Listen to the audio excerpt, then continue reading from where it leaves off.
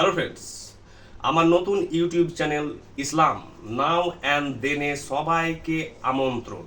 অর্থাৎ ইসলাম এখন এবং মধ্যযুগে কেমন ছিল, অর্থাৎ এই ইসলাম, ক্লাসিক্যাল ইসলাম এবং মডার্ন ইসলাম, এবং ইসলামকে বুঝতে হলে জাহিলিয়ার যুগ শুধু নয়, আমাদের শুরু করতে হবে ক্রিশ্চিয়ানিটি, জুডাইজম, গ্রিক এবং রোমান সিভিলাইজেশন থেকে শুরু করে একটি সামগ্রিক মূল্যায়ন যদি এখন পর্যন্ত না করি, তাহলে ইসলাম সম্পর্কে আমরা কিন্তু সম্পূর্ণ চিত্র, পরিষ্কার ছবি পাবো না। এই ইসলাম অর্থাৎ ইসলামের যে মেন স্তম্ভ অর্থাৎ কেন্দ্রবিন্দু, সেটি হচ্ছে দা আল কোরআন। এই আল কোরআনের এই আল কোরআনকে কেন্দ্র করে ধরুন হাজারো গঠনমূলক, সৃজনশীল, বৌদ্ধিক, দার্শনিক, মনস্তাত্ত্বিক, সাংস্কৃতিক, ঐতিহাসিক, রাজনৈতিক, সামাজিক সমস্ত কার্যাবলীর কিন্তু উন্মেষ হয়েছে, যার সবচেয়ে বড় উদাহরণ হচ্ছে ইসলামিক স্বর্ণযুগ। যে ইসলামিক স্বর্ণযুগ 9th সেঞ্চুরিতে শুরু হয়েছিল এবং 13-14 সেঞ্চুরি পর্যন্ত ছিল। এই যে 300-400 বছর ইসলামিক স্বর্ণযুগ ছিল, যেখানে আলমারি থেকে, আল কোয়ারিজমি থেকে শুরু করে হাজারো, আলকিন্দি থেকে হাজারো স্কলার, ফিলোজফার, দার্শনিক, বিজ্ঞানী, ডাক্তার থেকে শুরু করে হাজারো লোকের জিনিয়াসের জন্ম হয়েছিল। হঠাৎ ইসলাম ডিক্লাইন করলো কেন? এবং এই ইসলামকে কেন্দ্র করে ধরুন হাজারো যেমন গঠনমূলক কার্যাবলী হয়েছে, তেমন এই ইসলামের নামে কিন্তু হাজারো ধ্বংসাত্মক কার্যাবলী হয়েছে। তাহলে ইসলামকে সম্পূর্ণ বুঝতে হলে কিন্তু আমাদের সামগ্রিক ছবি দরকার। এবং ইসলামের যে আজ যে ভূমিকা বা প্রভাব সামাজিক ক্ষেত্রে, রাজনৈতিক ক্ষেত্রে, দর্শনের ক্ষেত্রে, সাহিত্যের ক্ষেত্রে, সংস্কৃতি, ইতিহাস থেকে শুরু করে অর্থাৎ সার্বিকভাবে মানুষের প্রত্যেকটি মুভমেন্টে আজকে 57টি দেশে যে ইসলাম, যে তার ব্যাপ্তি দেখে বোঝা যাচ্ছে যে ইসলাম একটি কোনো এক সময়ে 1400-1500 বছর আগে একটি মক্কার একটি ক্ষুদ্র অত্যন্ত প্রত্যন্ত গ্রামে ইসলামের কিন্তু আবির্ভাব ঘটে। সেখান থেকে আস্তে আস্তে ধীরে ধীরে কিন্তু ইসলাম খুব দ্রুত বিস্তার লাভ করেছে সমস্ত ধর্মের মধ্যে। অর্থাৎ 3টি মেজর ধর্মের মধ্যে ক্রিশ্চিয়ানিটি, হিন্দুইজম, ইসলাম, এই 3টির মধ্যে ইসলাম কিন্তু সবচেয়ে ফাস্টেস্ট গ্রোয়িং রিলিজিয়ান, অর্থাৎ দ্রুত বৃদ্ধি পাচ্ছে বা ব্যাপ্তি পাচ্ছে। কেন?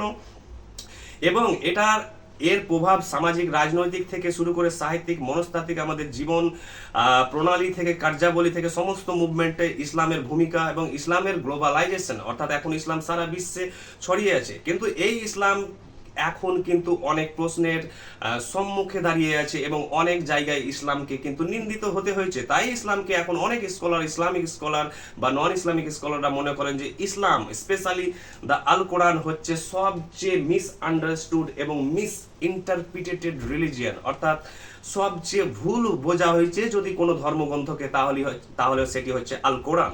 এই আল কোরআনকে ভুল বোঝার কারণ কি? এবং মুসলিম সম্প্রদায়ের মধ্যে এক শ্রেণী, অর্থাৎ 100টি যদি মুসলিম থাকে, ধরুন 100% মুসলিমের মধ্যে 1%-এরও কম হবে একটি টাইনি মাইনরিটি আছে যেখানে র্যাডিক্যাল ইসলামের জন্ম হয়েছে। র্যাডিক্যাল অর্থাৎ উগ্র ইসলামের, যেমন ধরুন আইসিস। এরা কিন্তু 1%-এরও কম, তারা কিন্তু ইসলামকে রাজনৈতিকভাবে কিডন্যাপ করেছেন, অর্থাৎ হাইজ্যাক করে তারা কিন্তু তাদের রাজনৈতিক কায়েমির স্বার্থে, অর্থনৈতিক কায়েমির স্বার্থে তারা ইসলামকে অপব্যবহার করে এসেছেন এবং মিসইউজ করে এসেছেন, অ্যাবিউজ করে এসেছেন। এর ফলে 99% আজ সাধারণ মুসলিমরা কিন্তু কলুষিত বা নিন্দিত বা সমালোচিত সর্বত্র। ইসলামে আজকে ধরুন যে টেরোরিজম থেকে, ফান্ডামেন্টালিজম থেকে শুরু করে হাজারো জিনিসকে আজকে ইসলামকে নেগেটিভলি দেখা হয়। কেন? এর জন্য দায়ী ওয়েস্টার্ন মিডিয়া থেকে, ওয়েস্টার্ন লিটারেচার থেকে শুরু করে এবং অমুসলিমদের মধ্যে অনেকে কায়েমি স্বার্থের লোক সংগঠন থেকে শুরু করে সমস্ত কিছু আছে যারা ইসলাম বা কোরআনকে কিন্তু নেগেটিভলি দেখাতে চাইছেন। এবং এর প্রভাব এবং কিভাবে এরা কিন্তু ছড়িয়ে আছেন বিভিন্ন নাস্তিকের গ্রুপ সংগঠন থেকে শুরু করে, ক্রিশ্চিয়ান অনেক সংগঠন আছে সেখান থেকে শুরু করে, এবং অমুসলিম সংগঠন থেকে অমুসলিম সম্প্রদায়ের মধ্যে সাধারণ মানুষদের কাছে কিন্তু ইসলাম সম্পর্কে নানান বিভ্রান্তিমূলক কিন্তু ধারণা ইসলামের আছে। তাই ইসলামকে বুঝতে হলে আমাদের কিন্তু ক্লাসিক্যাল পিরিয়ড থেকেই শুরু করলে চলবে না, আমাদেরকে জাহিলিয়া যুগ এবং ক্রিশ্চিয়ানিটিকেও জানতে হবে, জুডাইজমকেও জানতে হবে এবং গ্রিক এবং রোমান সিভিলাইজেশনকে। না হলে ইসলামে দেখা যাচ্ছে এক ধারে কিন্তু এই 99% যেখানে সাধারণ মুসলিমরা আছেন, যেখানে আমেরিকায় বিলিয়ন বিলিয়ন মুসলিম স্টুডেন্ট আছেন, লয়ার আছেন, সমস্ত প্রফেশন পেশায় তারা নিযুক্ত আছেন।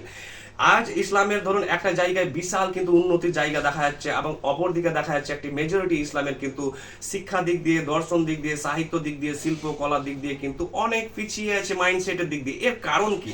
এবং ইজিপ্টে আমরা মিশরে দেখতে পাই যে দুটি যে বিশাল বড় বড় ইউনিভার্সিটি, অর্থাৎ আল হাজার ইউনিভার্সিটি আর একটি হচ্ছে কায়রো ইউনিভার্সিটি, এবং কায়রো ইউনিভার্সিটি থেকে একাধিক মুসলিম কিন্তু নোবেল পুরস্কার পেয়েছেন।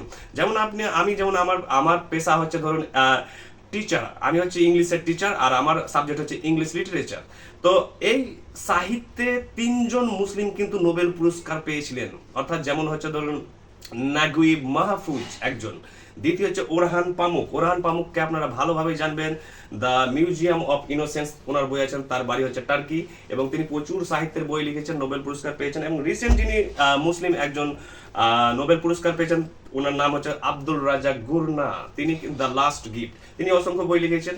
এবং এইভাবে যে আমরা দেখছি যে ইসলামিক সমাজে একধারে এলিট ইসলাম, অর্থাৎ যে শিক্ষিত প্রগতিশীল আধুনিক মুসলিম, সেখানে দেখা যাচ্ছে অভূতপূর্ব দর্শন সাহিত্য থেকে শুরু করে বিজ্ঞান থেকে শুরু করে মনস্তত্ত্ব রাজনীতি থেকে শুরু করে আধুনিক সামাজিক সমস্ত মূল্যবোধ থেকে লিবার্টি থেকে মেয়েদের পজিশন থেকে সবকিছু একবারে উন্নত। কিন্তু অপরপক্ষে আর এক ধারে দেখছি যে অসংখ্য মুসলিম কিন্তু এখনো ধরুন যে আমরা যদি দেখি তারা কিন্তু অনেকভাবে শিক্ষা দিক দিয়ে সাহিত্য দিক দিয়ে দর্শন দিক দিয়ে পিছিয়ে আছে।